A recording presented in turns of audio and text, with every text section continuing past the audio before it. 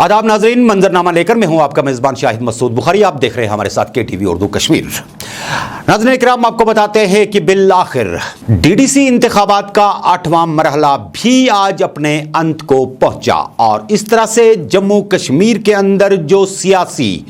एक हिसाब से कह सकते हैं कि बड़ी दंगल चल रही थी, उस दंगल में अब यह कह सकते हैं कि किसकी मंगल होगी यह देखना अब बाकी है। क्योंकि DDC चुनाव के वक्त जो कुछ भी जम्मू कश्मीर के अंदर गुज़श्ता 1-2 माह के अंदर नजर आया, वो अपने आप में एक अपने तरीके की एक ऐसी बात थी जो शायद 5 अगस्त के वाक़े के बाद एक्सपेक्ट भी नहीं की जा सकती थी। और इस तरह से अवाम की भारी शिरकत ने इस बात को वाज़ेह कर दिया कि तरक्कियाती सरगर्मियों के हवाले से, रोजमर्रा के मसाइल के हवाले से और साथ साथ बेरोजगारी के खात्मे के हवाले से लोग कितने ज्यादा फिक्रमंद हैं। और इन इंतखाबात को लोगों ने न सिर्फ अपने मसाइल के हल के लिए एक बीच का रास्ता समझा, बल्कि यह कह सकते हैं कि इन इंतखाबात के हवाले से लोगों के अंदर जो इस वक्त जोश और वलवला देखा गया इन सर्दियों के आयाम में, जब इस वक्त यह कह सकते हैं कि जब दर्जा हरारत की बात होती है तो -6.4 पर शहर श्रीनगर का दर्जा हरारत जा रहा है। और अगर हम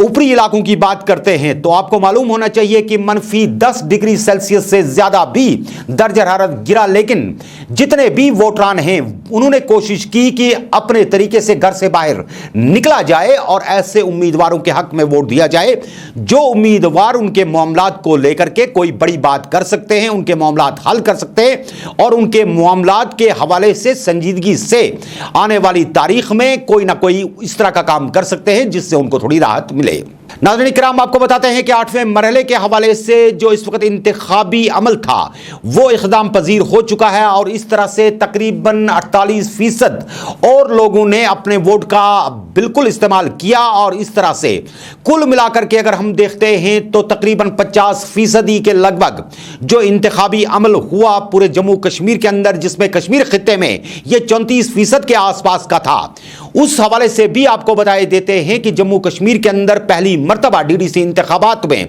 इस तरह का रुझान देखने को मिला। और गुज़श्ता असेंबली इंतखाबात में जिस अंदाज में लोगों ने अपना वोट किया हुआ था उस वोट से जरा ये हट के वोट रहा और टर्नओवर भी अच्छा खासा रहा। अगरचे आज की तारीख में भी पलहालन की बात करते हैं, कई एक ऐसे सेंटर्स की बात करते हैं जहां पे सुबह के 11:30 बजे तक सिर्फ 10 वोट पाल हुए थे, वहां के लोगों की भी नाराजगी अपनी जगह पर हो सकती हैं, एडमिनिस्ट्रेशन से नाराजगियां हो सकती हैं, लेकिन मामले यह है कि चाहे 2% चाहे 10% या 50%, कोई ना कोई इस जमहूरी अमल में चुन के तो जरूर आ जाएगा जो कल की तारीख में अपने इलाके के लिए एक नुमाइंदे की हैसियत से काम करेगा और ये सारे के सारे फंड्स जो है उसी के हाथ से खर्च होंगे उसके इलाके की तरक्की के लिए। बैरकैफ नाज़रीन, आप जानते हैं कि इन चुनाव को लेकर के मरकजी सरकार भी काफी ज्यादा संजीदा नजर आई और इसके साथ साथ अगर हम चुनावी कमीशन की बात करते हैं तो उसने भी अपनी दिलचस्पियां बार बार इसमें दिखाई और संजीदगी से इस अमल को मुकम्मल करने के हवाले से वो सभी तदाबीर और इक़दाम उठाने की कोशिशें की जिस हवाले से खदशात भी जाहिर किए गए। और इस हवाले से नाज़रीन इकराम, आपको मालूम होगा कि आज ही अगर हम बात करते हैं स्टेट इलेक्शन कमिश्नर की तो उसमें भी यह बात बिल्कुल वाज़ेह हो जाती है कि जो के शर्मा हैं वो आज कुपवारा के दौरे पर गए और उन्होंने कई एक चुनावी सेंटर्स का दौरा किया जहां पर उन्होंने कई एक उम्मीदवारों से भी बात की और वोटरान से भी बात की, अमले से भी बात की और चुनावी अमल को एक ऐसा तरीके से अमलाने के हवाले से, मुकम्मल करने के हवाले से सारे मामलात जो थे उनका मौके पर जायजा लिया और मुतमईन होकर के वहां से आए। इसके बाद अब चूंकि तकदीर सभी की बंद हो चुकी है मुकम्मल तरीके पर, जो कह सकते हैं कि इस वक्त इलेक्शन की पेटियां हैं उनके अंदर और उसके साथ साथ मशीन्स के अंदर भी, लेकिन चुनावी कमीशन का आज का दौरा जो कुपवारा का था वो किस प्रकार का था, पहले आपको कुछ झलकियां दिखाते हैं।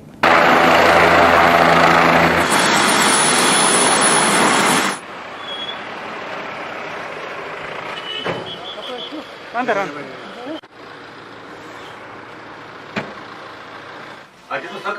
4 आइटम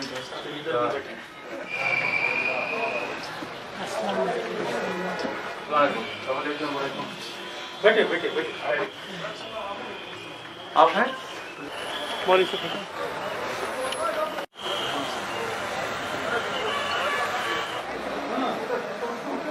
अच्छा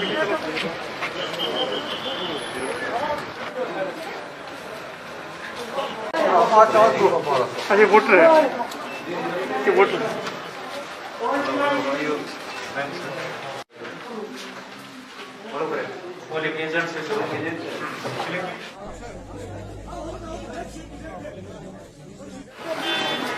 How are you? Fine.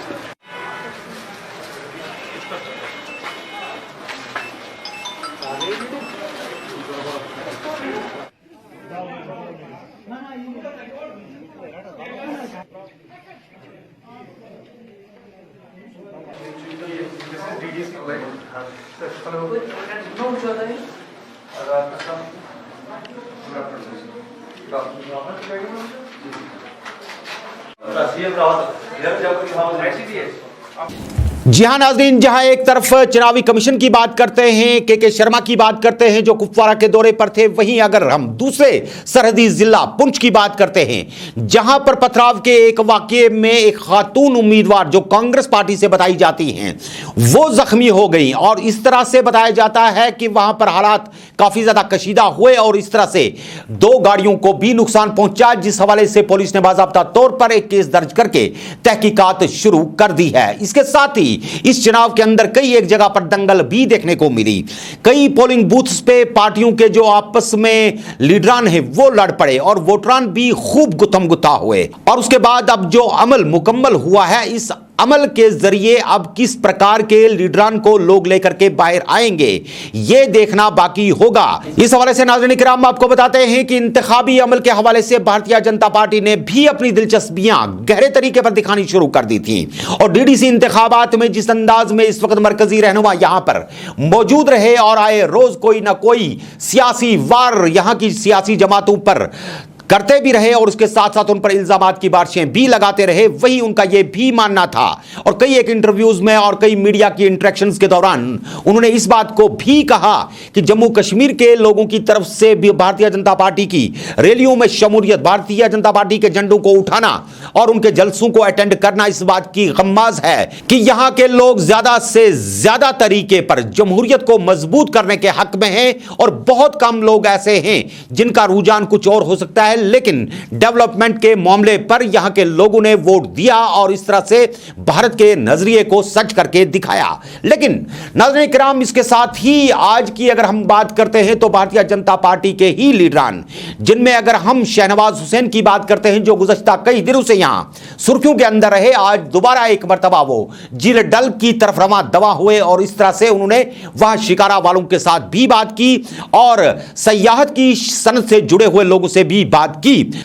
और अपनी बातचीत के दौरान उन्होंने बताया कि अगर शहनवाज हुसैन यहां पर सयाह की हैसियत से इस वक्त घूमने के लिए आ सकते हैं क्योंकि डीडीसी चुनाव का जो कैंपेन का सिलसिला है वो लगभग खत्म हो गया था, तो इसके बाद उनके पास भी फुर्सत के कुछ लम्हात थे, उन्होंने वो डल पे गुजारे। इस दौरान उन्होंने कहा कि भारतीय जनता पार्टी चाहती है कि यहां पर सयाहत को दोबारा एक नई रूह के साथ वापस लाया जाए ताकि यहां के लोगों के रोजगार के साथ साथ जम्मू कश्मीर की खुशहाली को यकीनी बनाया जाए। क्या कुछ शहनवाज हुसैन कहते हैं आइए आपको दिखाते हैं। प्रधानमंत्री सबको पता लग गया, अब मैं घूम रहा हूँ तो टूरिस्ट को लग रहा है जब शहनवाज को दिक्कत नहीं तो हमें क्या दिक्कत है। बढ़ेंगे दिसंबर में, देखना हम अपने लिए नहीं कर रहे, नहीं हमारे लिए कर रहे हैं। सिक्योरिटी थोड़ा सा हट जाओ, बात करना है इनसे। हाँ, जो हम यहाँ कर रहे हैं वो कश्मीर को आगे बढ़ाने को, टूरिज्म को आगे बढ़ाने को, आपका शिकारा चले, टूरिस्ट आए, दुनिया से सारे टूरिस्ट आ जाएं तो रोजगार मांगने वाले आप बनोगे, देने वाले बनोगे नहीं, तो मकसद यही है। दुबई कितनी छोटी जगह है, इतनी छोटी जगह है, इतनी सी, और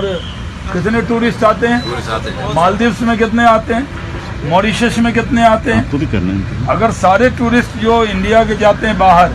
वो गुलमर्ग आए, सोनमर्ग आए, शिकारे में बैठे तो रोजगार की कमी होगी? नहीं होगी। वही दौर लौटाएंगे मोदी जी जो दौर पहले था। जी हाँ नाज़रीन इकराम, जहां इस वक्त शहनवाज हुसैन की हम बात कर रहे थे, वहीं अगर हम कश्मीरी माइग्रेंट पंडितों की बात करें तो कश्मीरी माइग्रेंट पंडितों ने भी अपने हक के राय दही का इस्तेमाल किया और इस तरीके से कई एक जगह पर जम्मू के अंदर उन्होंने भी कई एक कैंप्स के अंदर अपने वोट जो हैं वो अपने उम्मीदवारों के लिए डाले। वहां से भी जो आप ये तस्वीर देख रहे हैं ये बात वाज़ा कर देते हैं कि हर कोई अपने तरीके से चाहता है कि इस तरीके के कैंडिडेट्स को सामने लाया जाए जो कैंडिडेट्स यहां के आवाम की खिदमत के लिए अपना एक अहम रोल अदा कर सके। और कश्मीरी पंडितों के अपने कुछ खदशे हैं जिन खदशों को लेकर के उनके लिए उम्मीदवार वैसा होना चाहिए जो उनकी बात भी कर सके।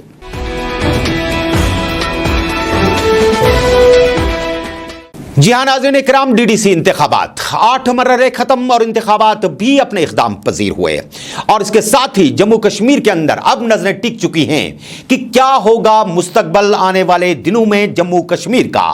क्या कुछ सोच करके लोगों ने वोट दिया, किन लीडरान को फिलहाल 5 बरस के लिए अपनी बागडोर जो है डेवलपमेंट के हवाले से सौंप दी लोगों ने। कौन से लोग हैं जो जाकर के डीडीसी की कुर्सी पर बैठेंगे, कौन लोग होंगे जो अजला के अंदर अपने चेयरमैन बना पाएंगे और कौन लोग होंगे जो इस वक्त मुकम्मल तरीके पर दावों के बाद भी इस खेल के मैदान से बाहर हो जाएंगे। पूरी नजर कल के शुमारे से हम बराबर तौर पे नजर दौड़ाएंगे एक एग्जिट पोल की हैसियत से कि जम्मू कश्मीर के अंदर कुल मिलाकर के जो महाज रहा, इस महाज में भारतीय जनता पार्टी ने भी खूब यहां पर न सिर्फ कैंपेन की बल्कि जी तोड़ कोशिश की कि जम्मू कश्मीर के कोने कोने में पहुंच करके अपने जितने भी उम्मीदवार हैं उनको कामयाब करने के लिए बड़ी बड़ी रैलियां की। खूब दंगल यहां पर देखने को मिले। पीएचईडी की नाज़रीन इकराम अगर हम बात करते हैं तो कुछ लोग डीडीसी इंतखाबात के दौरान घरों से बाहर निकले और अपने उम्मीदवारों के लिए जाकर के कैंपेन भी चलाए, लेकिन बेशतर बड़ी सियासत के हवाले से जब बात होती है, बड़े लीडरान के हवाले से जब बात होती है, उमर अब्दुल्ला की बात करें, फारूक अब्दुल्ला की बात करें, महबूबा मुफ्ती की बात करें, अक्सर इन लोगों के ये इल्जामात थे कि उन्हें घरों से बाहर नहीं जाने दिया गया। खासकर महबूबा मुफ्ती की अगर हम बात करते हैं, फारूक अब्दुल्ला ने बताया कि उन पर कोविड के किसी ऐसे बंदे के साथ कांटेक्ट हुआ है कि घर से बाहर नहीं निकल सकते। उमर अब्दुल्ला भी घर के अंदर बैठ गए। अपने ट्विटर पर भी उन्होंने डीडीसी इंतखाबात के हवाले से कोई बड़ी अपील या बड़ी बात नहीं की और न ही वो किसी वीडियो कॉन्फ्रेंस के जरिए या वीडियो कॉल के जरिए किसी भी जगह पर अपने जलसों के अंदर नजर आए। क्यों नहीं नजर आए? क्यों जो पीएचईडी की मेन लीडरशिप थी घरों के अंदर रही और क्यों वो अपनी कैंपेन को नहीं चला पाई, उस पर भी बात होगी, उन लीडरान से भी बात होगी। और साथ में सज्जाद गनी लोन जो कि पीपल्स कॉन्फ्रेंस के सरबराह भी हैं और पीएचईडी के तर्जमाने आला भी हैं, अपने उम्मीदवारों के लिए दिन रात कुपवारा के अंदर घूमते रहे और घर घर जाकर के वोट मांगते रहे। कितने वोट वो समेट पाएंगे, किस अंदाज में वो पीएचईडी को कामयाब करने के हवाले से अपने इलाकों के अंदर जहां पर भी वो गए वो अपनी सीट्स को अपनी झोली में समेट पाएंगे, ये देखना भी होगा। मोहम्मद यूसुफ तारगामी कितना बड़ा रोल कर पाएंगे। और उसके साथ ही अवामी नेशनल कॉन्फ्रेंस के फायर ब्रांड लीडर अगर हम मुजफ्फर शाह की बात करते हैं, उन्होंने तो दावा किया है कि मुकम्मल स्वीप करेगी पीएचईडी। क्या वाकई तौर पे मुजफ्फर शाह के दावे जो हैं वो सही साबित होंगे या कई जगह पर उनके दावे भी मात खा जाएंगे? अपनी पार्टी वजूद में आई और बताया जाता है उन्हीं के पार्टी के लीडरान की तरफ से कि 9 माह पुरानी पार्टी है, अभी 9 माह का बच्चा है, बड़ी एक्सपेक्टेशंस ना करिए। लेकिन अपने उम्मीदवारों के लिए उन्होंने भी कोई भी पत्थर उलटने में किसी भी जगह पर कोई कसर बाकी नहीं रखी। अल्ताफ बुखारी समेत, गुलाम हसन मीर समेत, दिलावर मीर समेत जितनी भी टॉप लीडरशिप उनकी थी वो हर गली कोने में पहुंची, जम्मू तक गए, हर जगह पर अपने उम्मीदवारों को मजबूत करने के लिए और वोट बटोरने के लिए बड़े बड़े वादे भी किए और उसके साथ साथ डेवलपमेंट के बड़े ख्वाब भी दिखाए। कितनी एक निश्चितें उनके खाते के अंदर जाएंगी और किस प्रकार से एग्जिट पोल हमारा जो होगा वो आपको एक एग्जैक्ट सूरत हाल देने की कोशिश करेगा कि किन किन निश्चितों पर कहां पर कितने लोग आएंगे।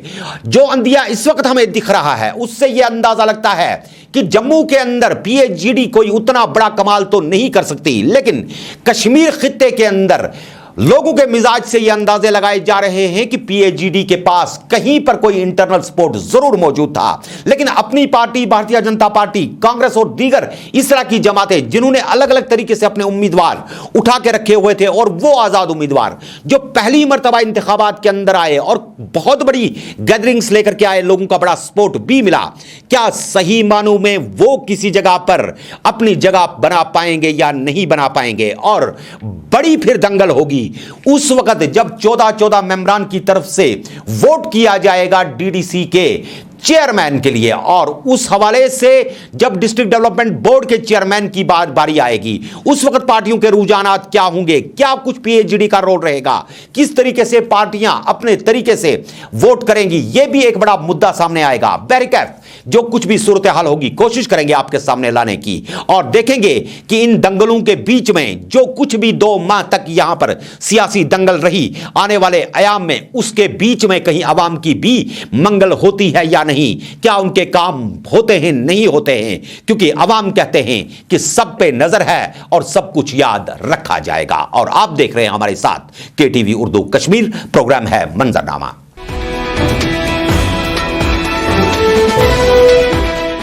नाज़रीन किराम, खैर मकदम है एक मरतबा फिर आपका प्रोग्राम मंजरनामा में। नाज़रीन आपको बताए देते हैं कि जम्मू कश्मीर के अंदर